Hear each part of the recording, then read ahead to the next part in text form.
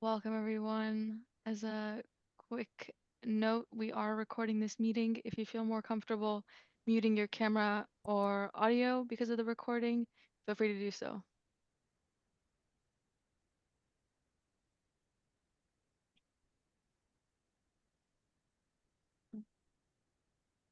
Brian,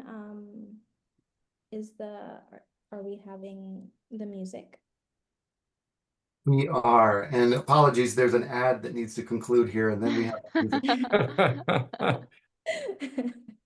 On Reverb for $269 plus free shipping. They should pay us for that screen time. Go.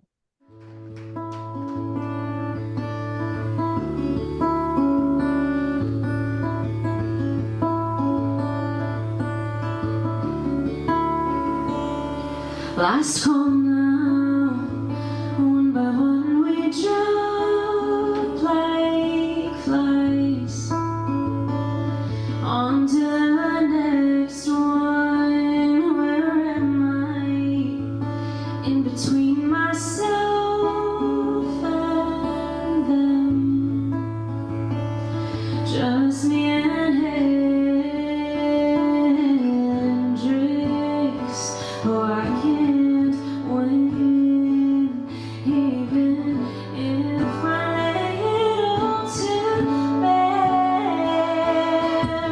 Who are you when the night is over? Stumble along the sidewalk, finding your way back home.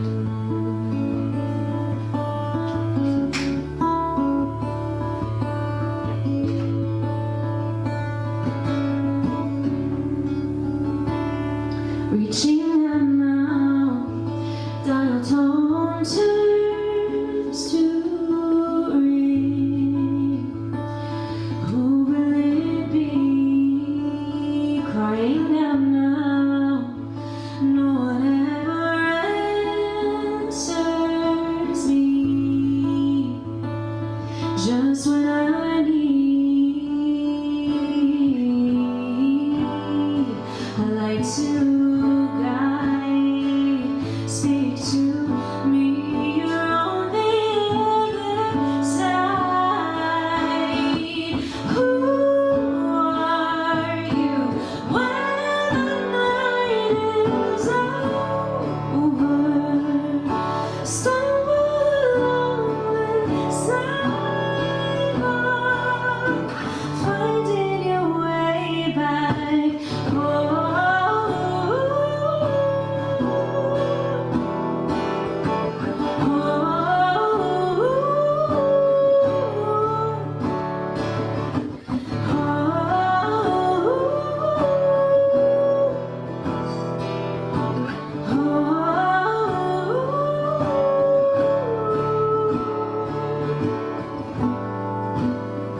Yes, I could win, only if I lay it all to rest. Who are you when the night is over? Stumble along the sidewalk, finding your way back home.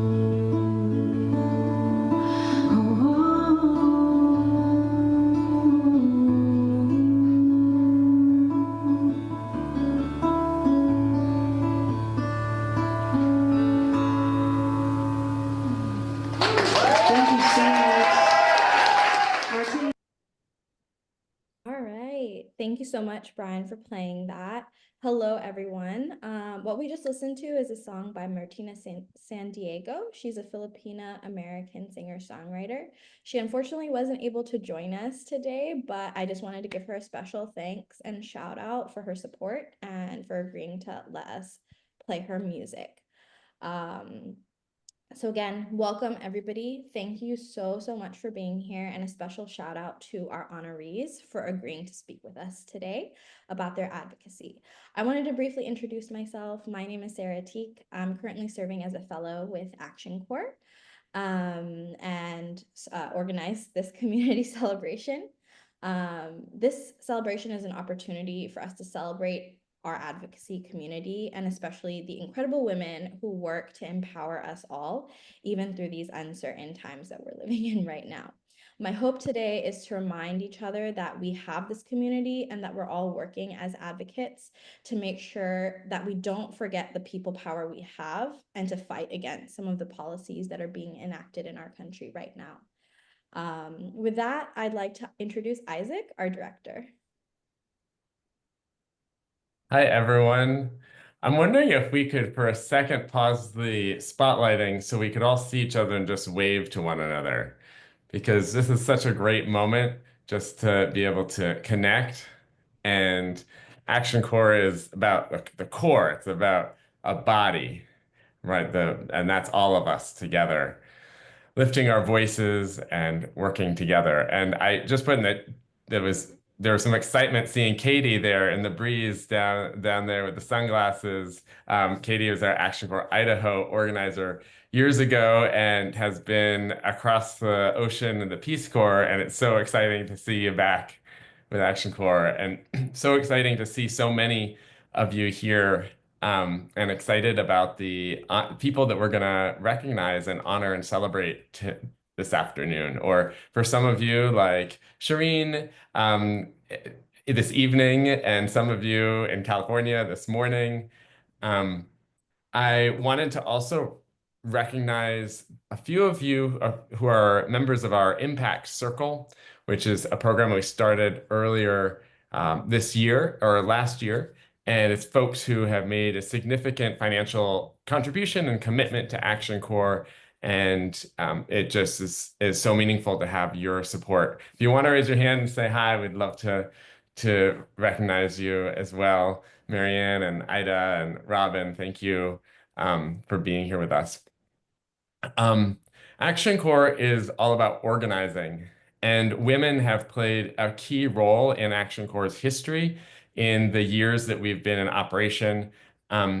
Women are particularly impacted in very specific ways that you may hear more about this afternoon during conflict, violent conflict, and in climate disasters. And women also play such a critical role in resilience and building strength as communities and in building peace.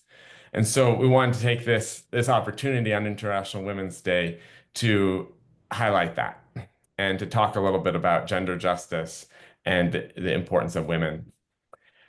I wanted to also just mention that, Sarah noted the political moment that we're in and some of the challenging times in this country, and just say that organizing, training people to organize around the country is so important now. It's probably more important than ever before in building that people power.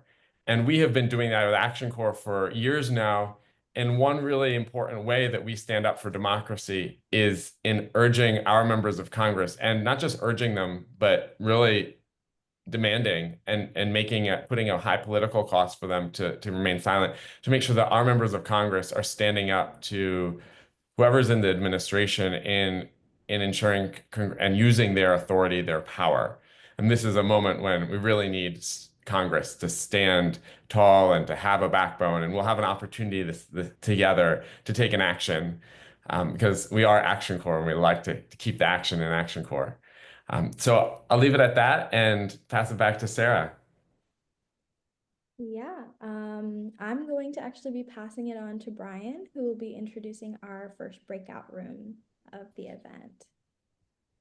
Thank you, Sarah. Hi, everybody. It's an honor to be here with you. I'm not going to talk at length because I want you to be the ones who are speaking and to hear each other's voices. So I'm going to share my screen real quick as I introduce our icebreaker. We're going to get into smaller groups. And these are the questions we'd like for you to share with a couple of other people in your group. So I'll read this aloud here. This is Breakout Room Icebreakers. The guiding questions are: first, introduce yourself. What's your name? What are your pronouns? Just so we know how people prefer to be referred to. Mine are he, him. And where you're joining from. Anything else that you'd like to share about your introduction is fine too. And then the question that we would love for people to comment on is if, and what a big if this is, if you could wave a magic wand and instantly solve one challenge that women face globally, what would that be? So again, just to make it simple, you'll be joining a couple of other people, and each introduce yourselves and share. If you could instantly solve one challenge that women face globally, what would that be? We're going to have 5 minutes for this. And unless there's any questions, we're going to go ahead and just move people into smaller groups. I think here's what to expect if you've not done this before. You'll be automatically moved into a group. You might have to click a button to join. I'm not sure, but just watch for any buttons that you might need to click to join. And then when it's time to leave, I believe you're going to get a 30-second heads up that you'll be automatically moved back to this main group after 5 minutes. Yep, does that sound good? I'm looking at Netta. I'm getting a nod. Okay, those sound correct technically. Any other questions? Call Charlie, he'll come. All right, the rooms are open.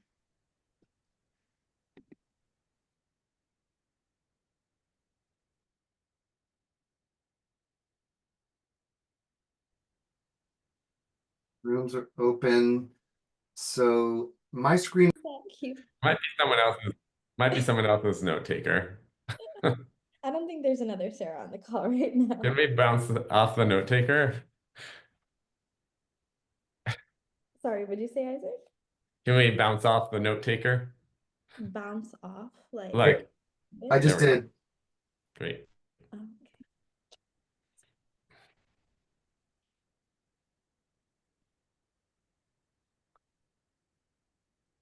Welcome back. Okay. Welcome everyone. back. Oh, sorry, Brian. Oh, Sarah, no, go ahead, please. No, I just wanted to welcome everybody back, and hopefully that, 5 minutes of your time, you guys feel ready and energized for the rest of this event. I would like to go ahead and introduce Shiva Rivera, who will be introing our first honoree and speaker this afternoon. Hello too. Hello everyone. My name is Shiva Rivera, pronounced Ashir Day. I'm a board of Action Corps, and yeah, I've had the privilege of working alongside Yolanda for a few months, and just her dedication to this work. And I'm really excited to hear her speak. I'll say that Yolanda has dedicated decades to uplifting voices and organizing neighborhoods, fighting for environmental justice, housing justice, equity in New York City and beyond. She's empowered tenants with ACORN, with the Working Party. She's led community-driven campaigns at We Act for environmental justice. And I'll say, Yolanda really knows how to turn activism into action. She knows how to help create the structures and the strategies that can help us all work together to help justice be real. And she also just recently completed her doctoral studies, and it is so working in this area and through so many different avenues. So just help me in welcoming this unstoppable and inspiring Dr. Yolanda Kaddour. Thank you, Shiva. Thank you, everyone. Always a pleasure to be in space with Action Corps, the tribe that is Action Corps. So glad to be back, and especially on this day, International Women's Day, and given the time we're in, how important it is for sisterhood, for solidarity, and for us to just know that we have each other as community to lean on and to be inspired by each other's commitment and dedication to this work. So thank you to the team at Action Corps for thinking of me. It was a surprise. I'm like, probably would have just be wanted, just be listening in to this gathering that we're having. But thinking about International Women's Day and what it means and the work that we still need to do as women, as allies of women.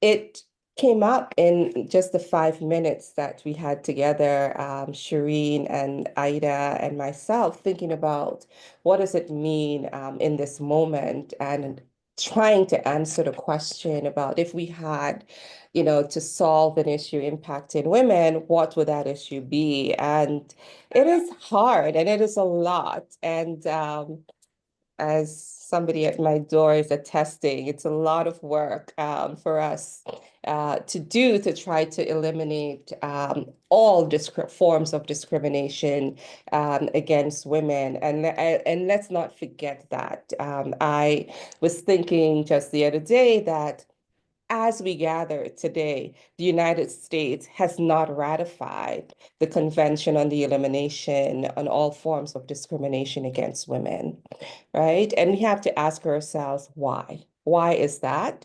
And there are all types of the arguments for why it isn't is varied, but we know what it's rooted in. And it starts there. It starts with us acting together by questioning our policymakers, which is a thing that Action Corps does well, right? Like, how do we speak truth to power in these moments when people in power are making decisions that are not aligning with our core values? So I encourage us to do the acting in Action Corps, right? There is no Action Corps without us acting. And there is no other time in US history, there are other times in US history, but this is a particular moment in US history when acting out action in Action Corps is required and necessary. The other few things that came to mind in thinking about the theme for this year's International Women's Day, which is for all women and girls, rights, equality, empowerment, and for each of us to ask ourselves, what does that mean for us individually? What would that look like in our communities if girls and women were not discriminated against? What would equality look like? What would empowerment look like? And I was particularly struck and stuck, if you will, on the word empowerment and thinking about women who are at the margins. And what does it look like? What does it mean to build power at the margins? And when I think about the margins, I think about the women who are currently unhoused, women who are incarcerated, women who are living in conflict zones, women who are experiencing famine, women who innately know that they are powerful, but they are in environments that are repressive. And the work that each of us needs to do and must do to help them recognize and realize their own power. And these women are they're not far away. They're in our communities, they're in our neighborhoods, and it's getting close to them. Proximity is so important to this work of building power. And whether it is today's International Women's Day, so we're focused and we're centering women, and we should be centering women every day. But when we think broadly about building power, what does it look like to get close?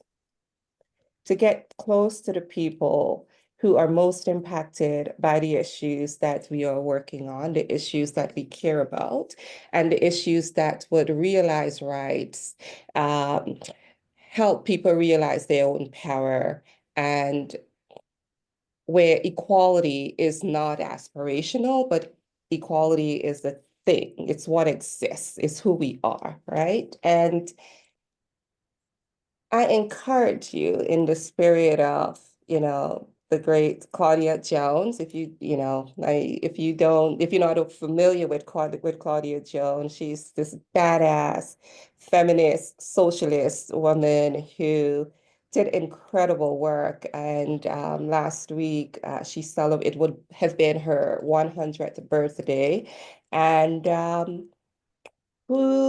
in whose spirit and whose vision I continue to do the work, whether it's environmental justice work, whether it is work with people who are in the criminal legal system, remembering that the seeds that we plant, we may never see the fruits of it, right? And it's the thing that grounded Claudia Jones and others like her who didn't give up, right? And if they had given up, I wouldn't be here, you wouldn't be here. And I'm reminded of that. And I would leave you with a quote by Maya Angelou, who said, every time a woman stands up for herself, she's standing up for every woman. And I want us to do that. I want us to leave this gathering remembering that there is work to be done. There is a lot of work to be done. Let us not be discouraged, especially in the moment that we're in. But let's get close. Let's get close to the problem that we're trying to solve. And we'll win. We will win. I believe fundamentally we will win. And we may not see the fruits, but continue planting seeds, good seeds in our communities. So thank you again, Action Corps. Thank you, Shiva and the team at Action Corps, Brian, Isaac. Thank you, Sarah, for pulling this together, and looking forward to a good conversation. Amazing. Thank you so much, Yolande, for taking the time to speak with us. I'm going to go ahead and pass it over to Isaac, who will be introducing our next honoree. Hi there, and it's great to see Yolande back. Yolande was the chair of our Action Corps board for a couple of years. These last couple of years, she served on the board for 6 years and has been with us since the start. So really grateful for your coming back. Our next honoree is Shireen Talat, and Shireen I met through our work on the release of International Monetary Fund resources called special drawing rights. And if that sounds like gibberish, no worries. Basically, they're resources that countries can use to help build resilience to the climate emergency, and countries have used to fund healthcare and education. And economists have estimated saved hundreds of thousands of people's lives. And Action Corps worked really closely with Mina Femme, which is her organization that she founded, along with a bunch of other organizations. But Shireen's voice has always been powerful when we have meetings, and she's based in North Africa. Her organization, Mina Femme, is the Mina Feminists for Economic, Ecological Justice and Development, that works on centering women's rights, economic sovereignty, and climate resilience. She's done amazing work as a global movement leader, a documentary filmmaker. But I have so appreciated her voice because I've been in these meetings with people in Washington. We're sitting around this table, and it's like people are talking about all the reasons why this thing doesn't work, or that thing is not going to do that much, or blah, blah, or how we can't, it's just like this feeling of just like drowning in the status quo. And Shireen brings this voice about the moral call for justice, and understands, like what Yolande was talking about, people who are most impacted by the policies coming out of Washington. Shireen knows what's going on, and she brings that voice. And I'm just so honored that you're taking the time in the middle of Ramadan and from across the world to be with us today. Thank you, Shireen. Thanks a lot, Isaac, and it's an honor to be with you today, and I always appreciate our partnership. Action Corps and Isaac and the team were and still actually putting forward justice for all, justice for us all as human beings, economical justice for us all in the heart of their advocacy. And I really appreciate what you are doing, and I'm honored to be here today. And thank you, Yolanda, for mentioning Maya Angelou, because she's the favorite writer of my daughter Rita, who's sitting beside me. And it's while we were speaking in the break rooms, we were speaking about because we cannot only mention one thing that is impacting women. It's the whole system, a whole patriarchal world, a whole injustice wall that is impacting women. The capitalistic system is impacting women, and our last words was what we can do. And I want to start from here. We can do a lot. We can do a lot as women. And I'm happy that especially today with this group, we are having the discussions, because we can have a very strong collective voice as women. Unfortunately, women are the most impacted human being in this world, with everything from starting from the war and ending with the climate change, going through debt, austerity measures, cutting on public spendings, living under vulnerable economies, living under dictatorships, etc., etc. We are paying the bill. Women lift up this world and the economy of the world, not only in my countries, coming from the MENA region, but everywhere during the COVID time, by providing care services that is not being actually counted in the GDP or any measure of the economical ratio that they are measuring how the countries are developed or in their economy. But we are always doing a lot. Our women's services during the war is not counting on the system. When the international financial architecture or institution put different policies or projects, investments, development, etc., they don't count women contribution. And that needs to be changed. And to be able to change this, we need to live under a green feminist economical structure. And I know that needs a lot of work to be done.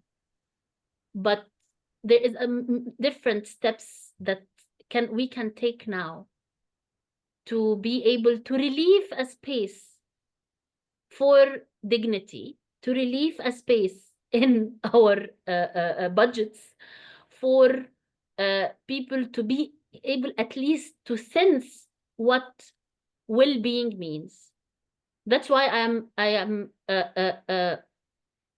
calling you today, and Isaac mentioned SDRs, calling you today to push with us forward and raise the voice around a new allocation of SDRs. And SDRs, it seems like complicated. By the way, economical justice is rights. It's not elitist. It is our rights that is impacting our lives every day.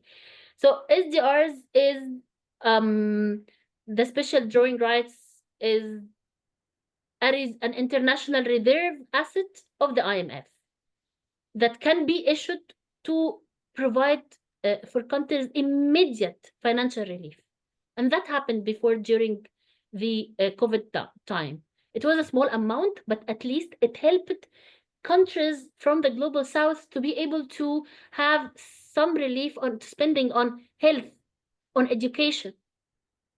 Those two sectors are most impacting women and girls. The small amount that I was talking about is 650 million and $50 billion. And for the global south, they only got, I mean, the most impacted countries only got 275 billion, but it created a small gap of relief in the budgets of the most vulnerable countries economically. I mean, I'm Egyptian. Egypt is competing in the one of the most indebted countries in the world, especially for the IMF. I live in Morocco, and Morocco is one of the most indebted countries in North Africa. Although we're having the resources, although we have the resources by critical minerals or even fossil fuels, we have the resources. And don't forget years and years of colonialization that brought us to this colonial moment.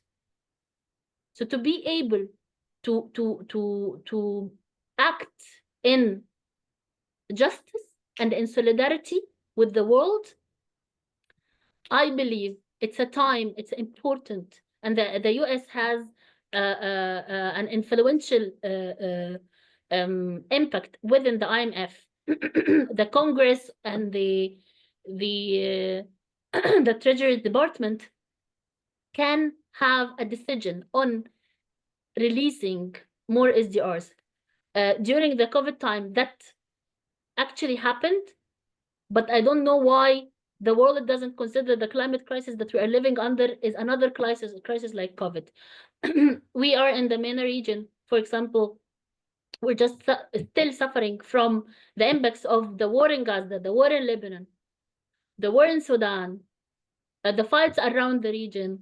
And being an African citizen, if I may say, also, it is everything is impacting my communities. Going to all of this and covering it with the climate crisis, ecological crisis, and ecological collapse that is happening everywhere, SDR's allocation can be an answer to the crisis, a relief, and can be, how can I say, a response. The immediate response can happen and to save more souls. So, and that is what actually feminism means. For us, being a feminist means that we are not only calling for equality, but we're calling for justice. And equality means just justice. Equality, equity, equal justice. That means justice for all. A system that works for women and marginalized group, for women and LGBTQ groups around the world can work for anyone, can work for any person, can work for anyone. So it's about, it started from where we where this universe began with women, when the first human being was starting to worship women because they were creating life and they were taking care of life, and we're still doing this.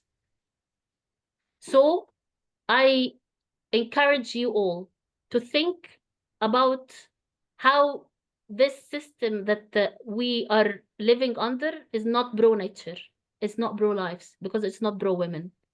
So let's change the system to be more justice for us all. Thank you. Thank you so much, Shireen. I wanted to thank you additionally for joining us with the time difference. It's Ramadan and it's iftar time for Shireen over in Morocco. So thank you so much. And thank you to your daughter for also joining us as an additional person. Hi, I hope you're doing good. Yeah, and then I will go ahead and pass the mic on over to Netta to introduce the Action Core video she's been working on. Thank you so much, and feel free to sign off now, Shireen, to have your iftar. We have been working on a video with the help of Creative Touch Films in DC. They recorded our Action Core 2024 in-person training in DC, where we brought our organizers to Capitol Hill to advocate. And we have this video that showcases that work and also a little bit more of what Action Core has done over the years. And we wanted to show it and debut it here for the first time with all of you. So please let us know what you think once you finish watching it. Put your reflections in the chat. This is the first time we're debuting it to our community. So With that, Brian, take it away, please. Thank you, Netta. Okay, here we go. I'm just getting it queued up. If you hear the sound, give me a thumbs up. And when it starts, and we'll be good to go. It's about I think it's about a 3-minute video. Here we go.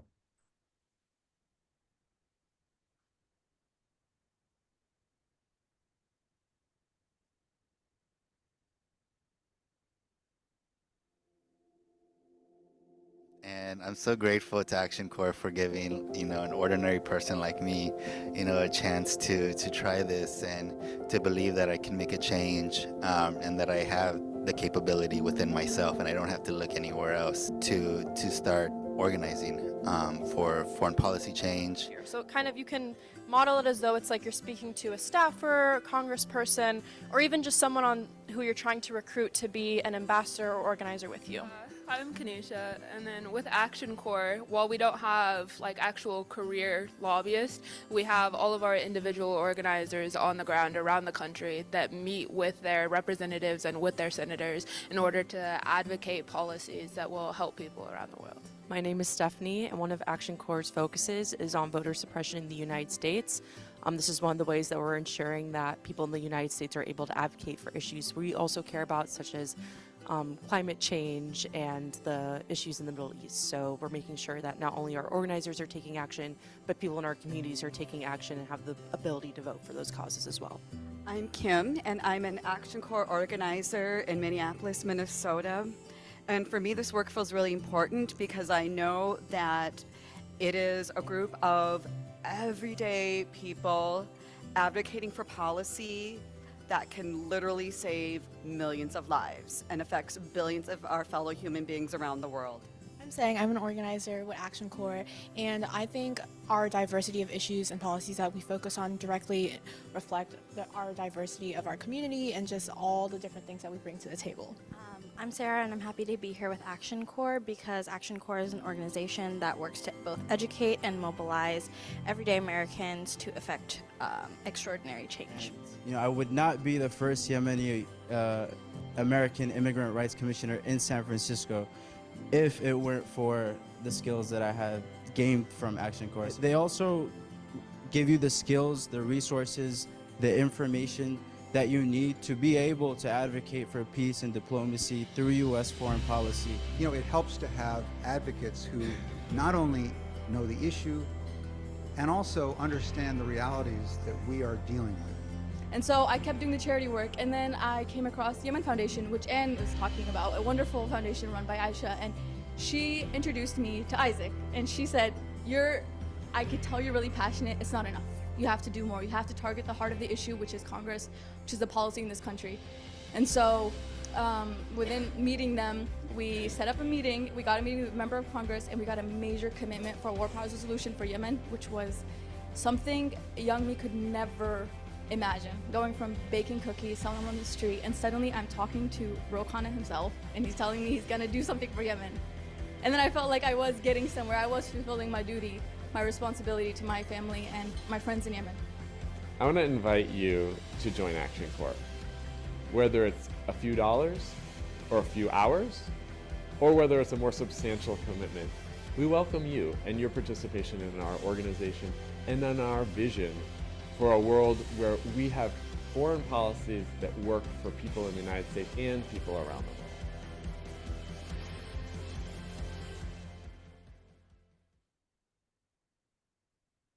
All right.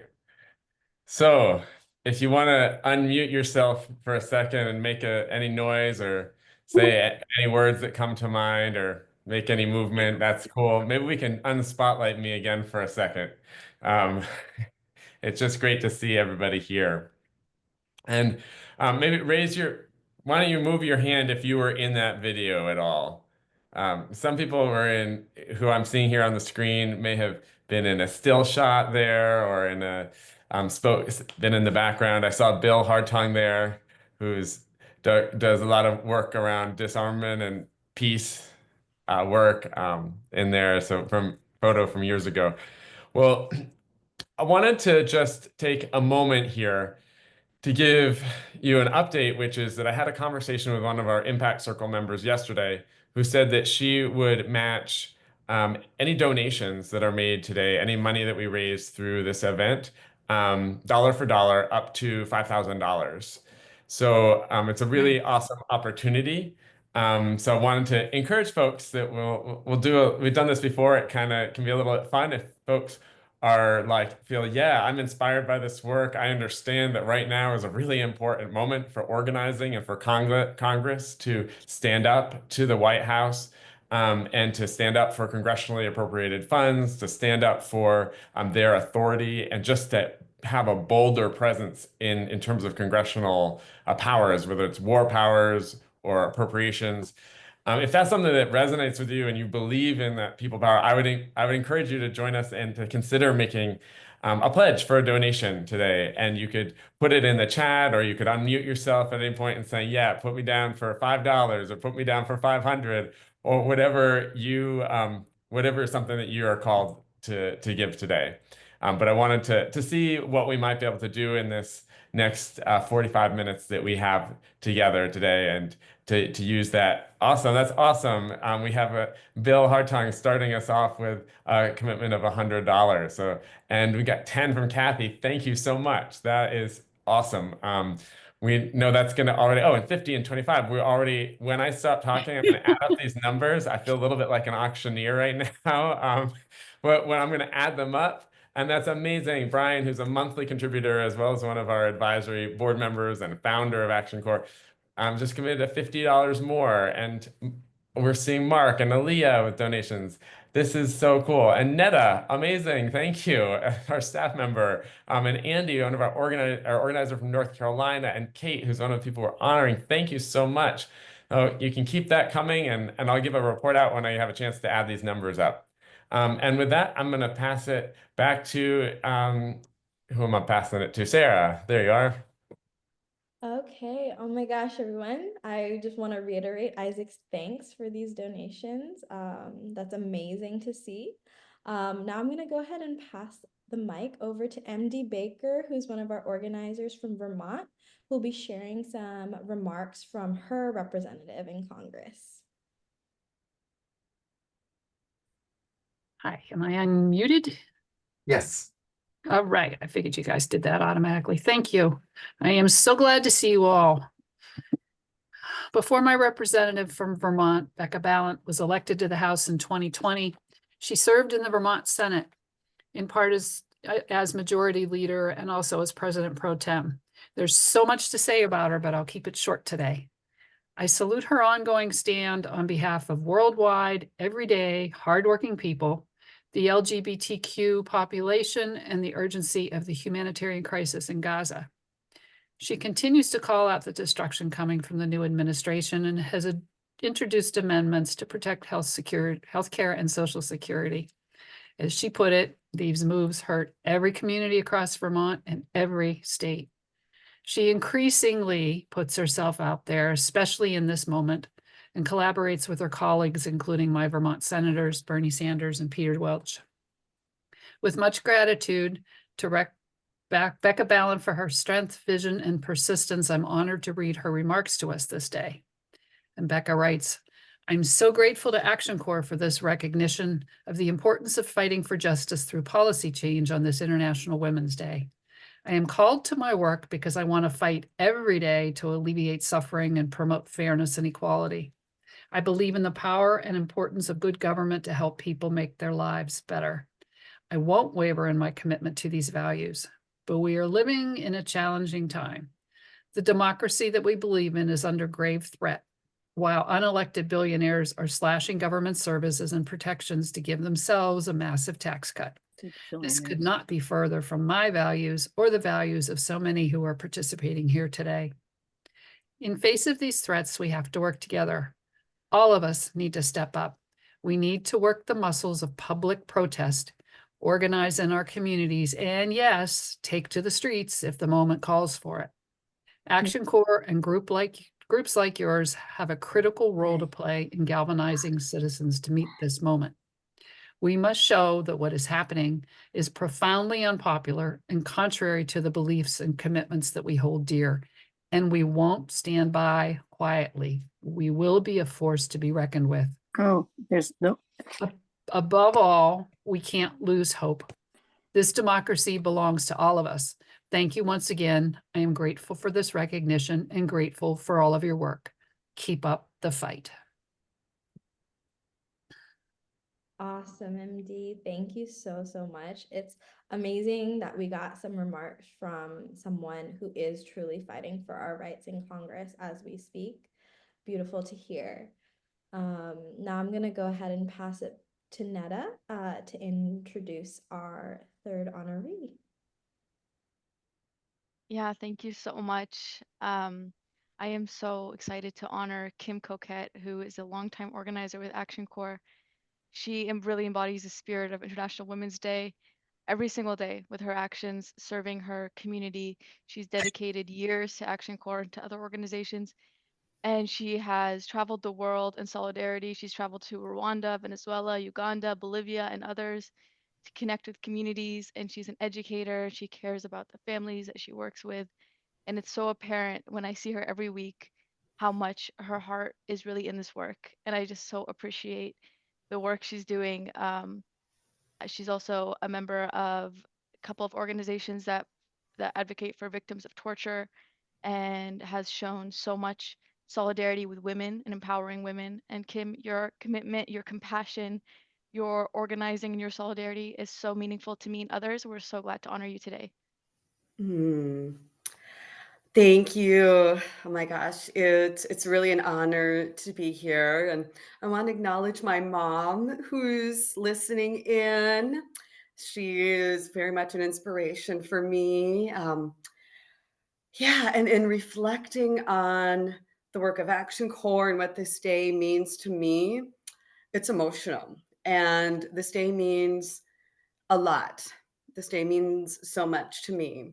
And every day I go to work as an educator, as a family advocate, working with young children and primarily their mothers. I work with amazing women who I see giving above and beyond in terms of their time and energy, who inspire me to keep giving more for these children and families that we serve.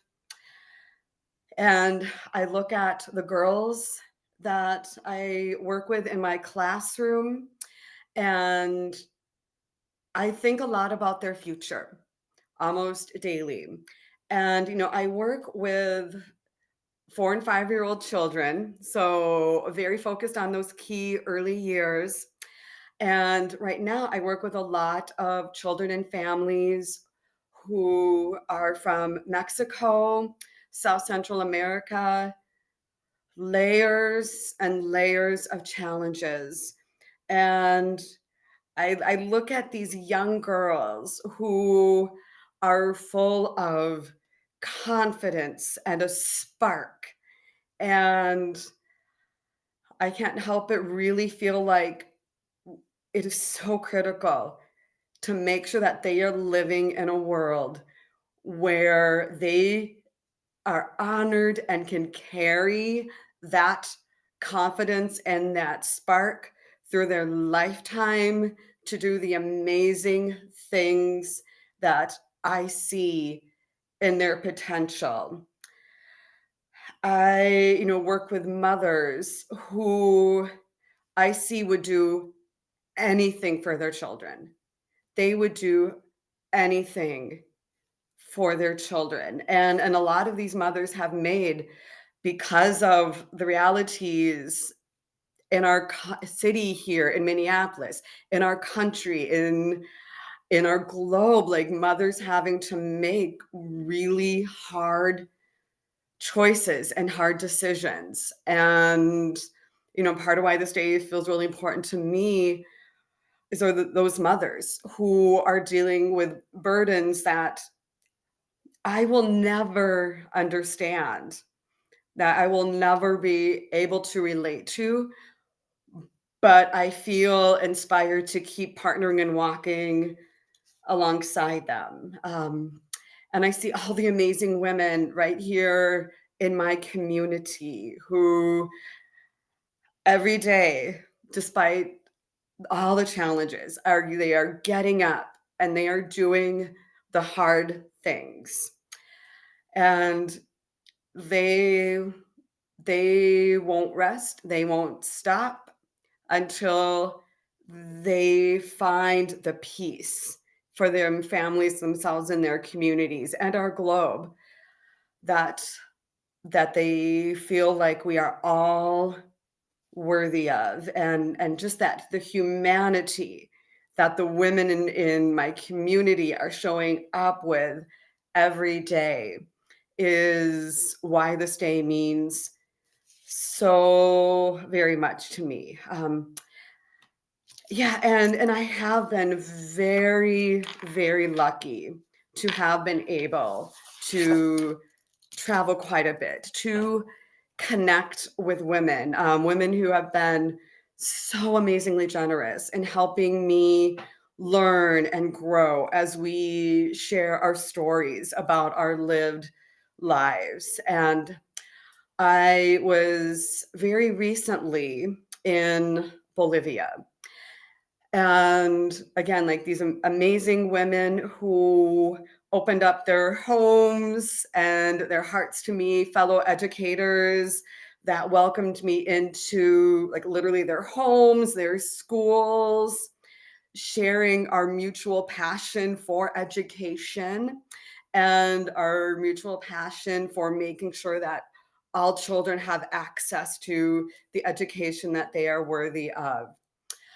But one thing that really struck me when I was in La Paz was one day I was walking around and noticing that all over there were these spaces with purple umbrellas and, hanging in buildings, hanging from overpasses outside. And I asked one of the teachers that I was with, like, what do those umbrellas mean? Like, what is that? And she shared with me that it's part of a movement called Paraguas Morado, which in Spanish means purple umbrellas. And those umbrellas signify safe spaces for women and girls, and spaces that women are defending, spaces that that communities have really agreed upon are safe places for women and girls. And even through the challenges that Bolivia is facing in their culture and politically, like these are spaces that have remained very solid. And these are spaces that if women are needing support because they're navigating domestic violence, being unsheltered, needing resources for their children, this is where they can go. And I was not only struck by sort of the realization that these spaces were going to be held as really important in the community, but as we were having conversations around these spaces, that we came back to the idea of the women who sort of partner and support these purple umbrella spaces are committed to those spaces no longer being necessary, and how they're very focused on not only supporting women in that moment, but what needs to happen so that those spaces are not needed in the first place. What needs to happen within schools, government, healthcare centers, all the different businesses, all the different structures within societies, so that women are okay to begin with. And their bravery and their commitment to basically organizing themselves out of existence is something that I've been really reflecting on a lot in the couple weeks since I've been back. And the women in those spaces are very much inspiring me to find the importance in this day and continue my commitment to the girls that I teach, the women I work with, the teachers I work with, the people in my community. And I saw women brave enough to envision what is hard to envision, not getting beyond survival, but to nourishing women and helping women flourish. And that's why I want to do this work, why I will continue to show up and do what I can, because for me now, it's the bravery to say what needs to happen so that women and girls feel nourished on that deeper level as human beings, equal human beings, so that we can flourish. So, and it's just an honor to be here. And hi, Mom. Thank you all.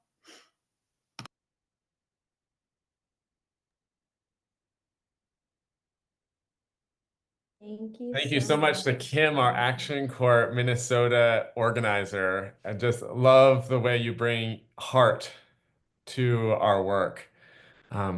And you are just your deep commitment to people, and including women and girls. Thank you. I want to give you an update on our live fundraising, which is that you all just pledged a total of, with the matching, it comes to $3,030, which is amazing, in a period of about 5 minutes. That's how much money you all just committed to Action Corps. And that includes donations from Sheba and Sister Diane, from Jennifer, Emily, Karen, the $1,000 commitment from Ida, and the donations that I had mentioned earlier. Thank you so much. And I saw that the link for donating is shared in the chat. I'll reshare it, and you can do that while we get into this next part, or right after the call, we'll send it out as well. Thanks so much. Great, Isaac. And pass it right back to you to introduce our final. Right. Thank you. So the final person who we are honoring today is someone who has been a wonderful friend of mine personally and of Action Corps for several years, who I first met in New York City when she was the executive director of Peace Action New York State, and Emily Rubino, who just put a heart emoji up, now holds. And Kate has been an amazing voice for peace and for inclusion. And she is a feminist. She works for a feminist organization called Madre. She's the policy and campaigns officer there at the Globalist Feminist Fund and human rights advocacy organization. She works with grassroots feminist organizations, including in Yemen, Afghanistan, Iraq, Palestine, to disrupt U.S. militarism, build political power, and embrace the defiant joy and fearless communities. She's written in a number of national media outlets and has been involved with the International Peace Bureau, Indivisible, Move On. She's just an amazing organizer and activist, and so glad to have you with us, Kate. Hi. Wow, that's a lot when you say it all in one go. Thank you so much, Isaac, Netta, Sarah. It's so nice to be here. I always really love being able to organize with Action Corps, because I feel like whenever Isaac and I are in a room together, it just comes down to this like fundamental idea that our politics and how we treat one another are both extensions of our values. And it really is just about the care that we owe to one another. And because you've known me through like so many different roles, I don't feel like I can speak to like only Madre, but more to sort of like what led me there, and why International Women's Day and gender justice continue to be so core to my organizing philosophy. And to me, this codifying of care as feminine and feminine as weak is just this fundamental lie. on which patriarchy and militarism persist. So whenever I'm organizing, I try to take another approach, which is that I am a defiant feminist, because it's feminists around the world who, in the darkest of times, are adamantly building a more just world through the most stubborn care. It's international feminists that taught me that we have the means and opportunity to save lives. It's our duty to take action, whether that person has fallen in front of us or is a stranger impacted by our nation's policies. It's indigenous feminists that taught me it is not a step forward when people are left behind. It's reproductive justice organizers, LGBTQ feminists, trans organizers, and disability advocates who have shown me over and over that bodily autonomy is our most fundamental safety. It's Black feminism that taught me that we are our ancestors' wildest dreams, and it's Afrofuturism that taught me that it is our duty to dream further. Our ability to tolerate dissent, to practice empathy and accountability, to be curious enough to learn from past harms and caring enough to prevent their repetition are all core pillars of feminist organizing. And I'm also a defiant radical, because if no one has told you yet, to be a radical is to address root causes. The earliest uses of radical literally mean of or relating to the root. And to identify root causes, we have to understand them. That is critical race theory. To address root causes, we need new practices and leadership. That's DEI. To repair harms of root causes, we need care. That's reparations. These policies are called radical by our opponents, but they are essential to the non-repetition of indefensible harms of our past, and they are essential to survival. And I refuse to be attacked for demanding the tools to survive. And I am a defiant peace activist, because although we are attacked for being idealistic, the truth is, it's this military first and only policy that is so naive. It's so dumb. How many children will we poison at our bases? How many pregnant women will our guns kill? How many men will be dehumanized, even as we see every day Palestinian men digging strangers out of rubble? How many times in foreign policy work are we going to be a part of campaigns that say really clearly, how many more of us have to die before you change your policy? Military first policy is sold to the US as this somehow like guarantor of perfect security, but that ignores the countless ways in which militarism has eroded safety, not just for Americans, but for women, girls, all around the world. And I am a defiant idealist, because we cannot build a world that we cannot imagine. And I will not allow people without a vision to dull mine. At this point, if the only thing you can teach me are your expectations of my limits, then you are not welcome to be my teacher. So say what you believe and stand there. I dream of universal housing. I dream of universal healthcare, including affordable, gender-affirming care. I dream of a world without violence, a world without occupation, a world where indigenous nations get their land back from Palestine to South Dakota. I dream of a world where billionaires do not exist. I dream of a world where Black Lives Matter. I dream of a world where trans people are free. So here's my challenge to you. What do you dream of?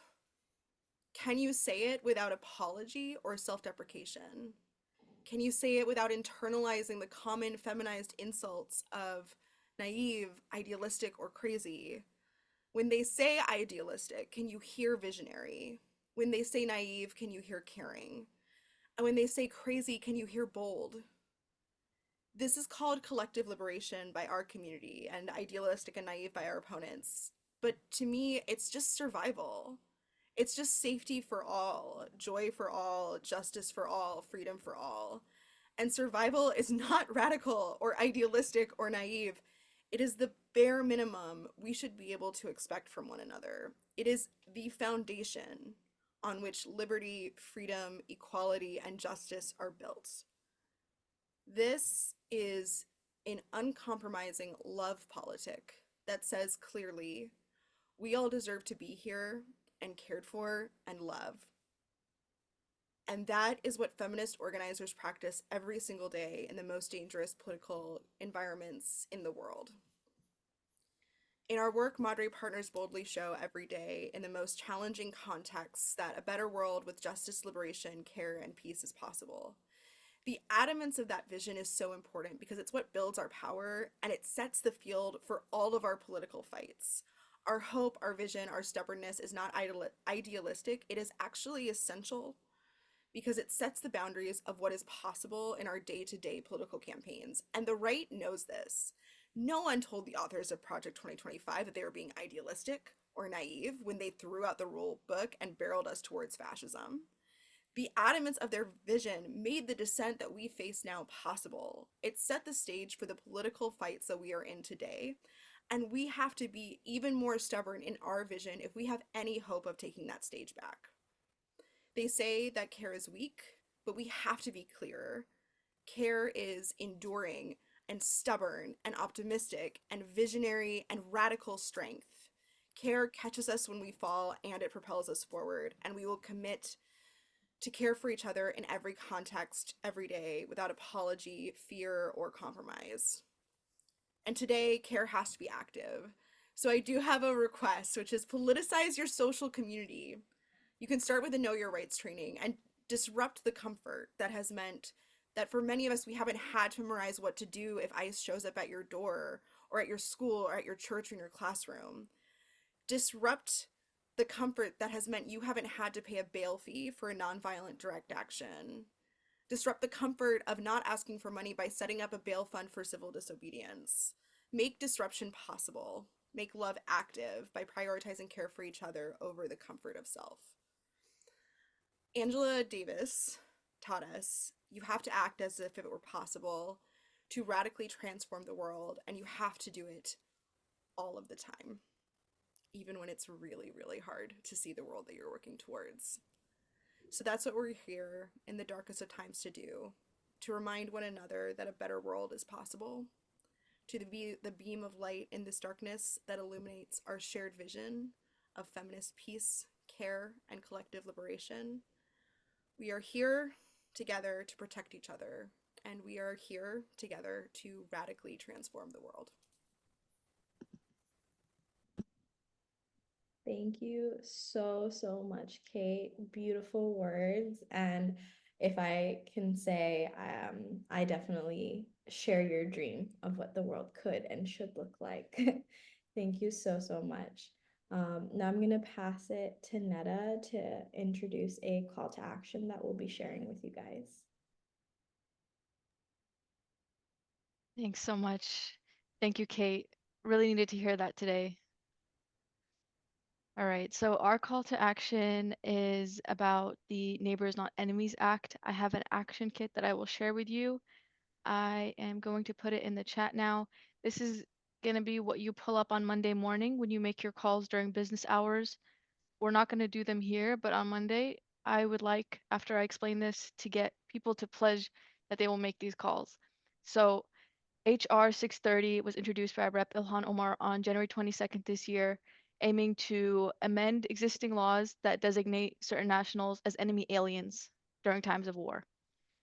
So by eliminating these provisions, we can prevent discrimination and uphold civil liberties for individuals based on their nationality or ethnicity, especially during periods of conflict. This has been referred to the House Committee on the Judiciary for further consideration. We have to do our part to make sure that we can pass this. So we have a call script for you, and we have the Capitol switchboard number. What we can do is during business hours, call the Capitol switchboard and then get connected with your representative, and then follow the call script and introduce yourself, introduce the bill, and share your support. They do get these calls and they are required to track the number of people that are talking about a certain issue. And so making a call is making a difference. So on Monday morning, who of you pledges to make these calls? Can you put it in the chat? I see your hands up. Awesome. Awesome, awesome, awesome. All right. That is the call. You can see the document. Please save that. We will send a reminder to you on Monday to do it. And I will now pass it to Brian to share our next breakout.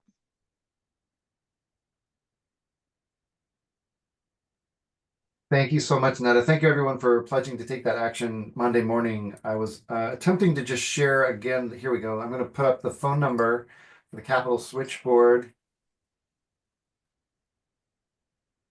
Okay. So the Capitol switchboard, there's the number. That's the one we want to call on Monday. Of course, Netta will be sending out the action kit, which will include that information. And there are helpful links to find out who is your representative. I'm not looking at the chat right now, but I trust that that's there or will soon be in the chat. Okay, we have heard from so many inspiring speakers, and I feel moved, and I hope you do too. Your voice and your views matter tremendously. People power is built with every single one of us. So we wanted to create another opportunity to come together in smaller groups to reflect on what you heard today. You'll see on the slide here the guiding questions. What is one thing that resonated with you that you heard? What is one thing that inspired you? Right? Just reflecting on what hit you. And then you can say more about how it hit you and why. And then what's one thing, no matter how small or large, that you commit to doing to make a difference? So again, those questions are, what's one thing that really resonated with you that you heard today? And secondly, what's one thing that you commit to doing? One action that can make a difference. No action is too small to make a difference. So whether it's small or large, please freely share what that commitment is from you. Once again, we'll move into groups of about 3 people and have 5 minutes. Correct me if I'm wrong, organizers. And we've been through this drill just a little while ago, so I think people will know you get an opportunity to jump into your room, and you'll get a heads up when there's about 30 seconds left before coming back. Do try and make sure that everyone gets a chance to share in that 5-minute period. Any questions or clarifications? Okay, great.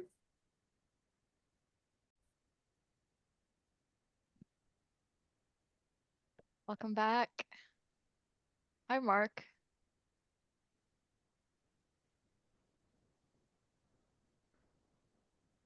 Hello, how are you, Nita? It's good to Nita. It's good to see you.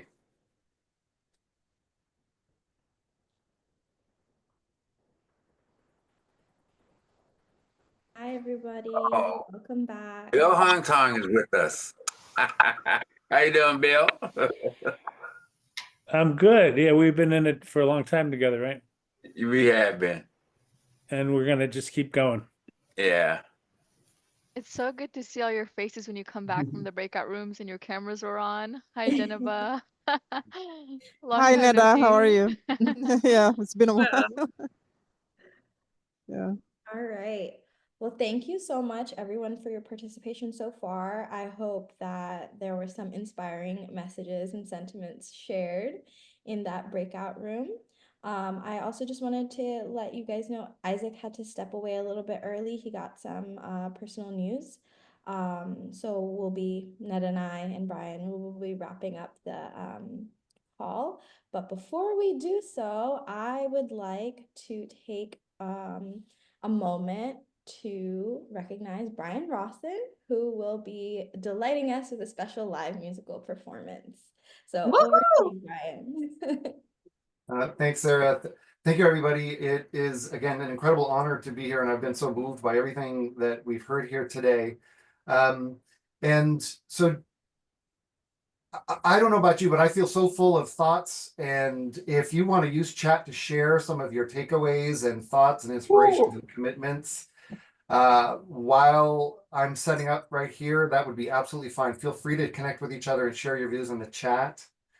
Also, what I'm going to do is share a quick song. So women's voices are incredibly powerful. They've been powerful in my journey as an activist, powerful in solidarity, and women's strength. Coming together, taking each other's hands is what this song is going to be about. Hermana, dame tu mano. So you may have heard it popularized by Mercedes Sosa of Argentina. And it's been a song that means a lot to me. I just want to say, as a guy, as a man in this space, as a white dude out here in Berkeley, California, can I just take a moment to apologize for, and just make it okay to put it out there that we've talked about bad policies, bad governance, bad directions that our government is taking here in the United States and at that policy level, yes. But can I also just say that we men, in addition to supporting women and the incredible courageous work that women leaders are leading on, I just want to say we also have to clean up our own act and redefine what masculinity is, because this version we're seeing right now in government is so toxic. And that we men have a lot of work to do to come together ourselves and redefine how leadership looks for men when they do it. Well, with that, okay, to the song. Women's voices and women's strength is what this is about. Hermana, dame tu mano. However, while I'm singing for about 3 minutes, I would love it if you take the opportunity to grab your phone and text a woman that's been inspirational to you in your life, someone who's helped move you to courage. I encourage you to just reach out right quick and say that you're thinking about her. I will not be offended if people are looking down at their phones while I'm singing, because I'll know that that means you're reaching out to another person. You're spreading this message of empowerment and hope. So with that, let me go ahead and grab my guitar. I will share the lyrics to the song that Brian is playing as well, so you can follow along. So thank you, Netta. I learned this years ago when on a solidarity trip to El Salvador. Kim, what you shared about being in Bolivia was so inspirational, because there's so much to be learned from people who are fighting the fight, not just in this country but abroad. So that's where I learned hermano, dame tu mano, and I've for today and for obvious reasons I'm singing hermana, dame tu mano. Can you all hear the guitar? Give me a thumbs up if you can hear it. Okay.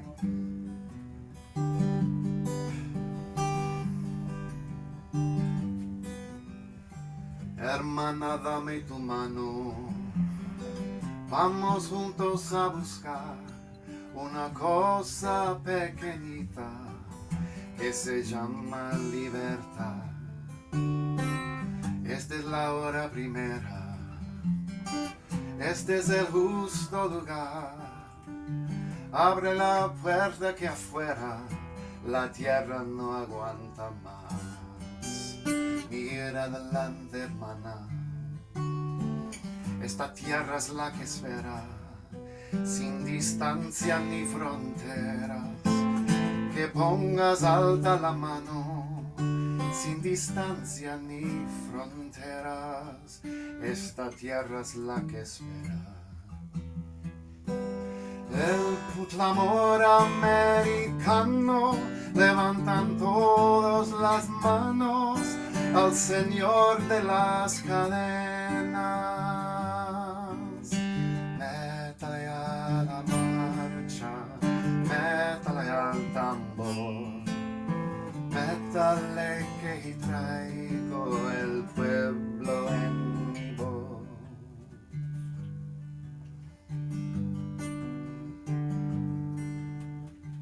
Hermana, dame tu sangre, dame tu frío y tu pan, dame tu mano hecha puño, no necesito más.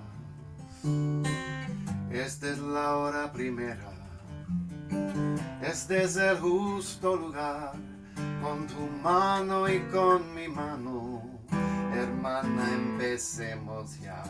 Mira adelante, hermana, en esta hora primera, debe apretar bien tu bandera, cerrando fuerte la mano y apretar bien tu bandera en esta hora primera.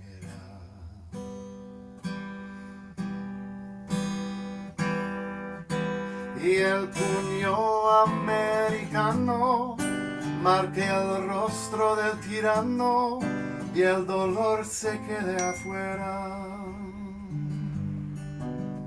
Métele a la marcha, métele al tambor, métele que traigo el pueblo en mi voz.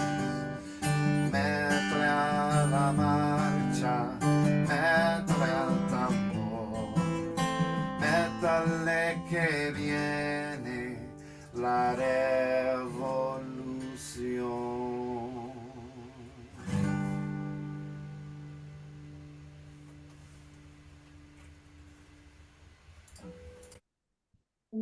amazing. Thank you, everyone, for texting people in your life. Thank you for being here, and thank you for coming together and helping inspire us all. Thank you so much. Thank you so much.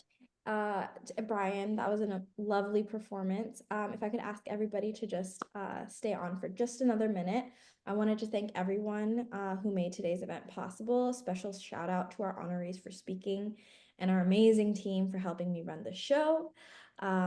Also, thank you to everyone who's pledged to donate. Every dollar helps Action Corps keep doing what we do. And Netta will be dropping a link in the chat to join us and become a member of Action Corps if you aren't already.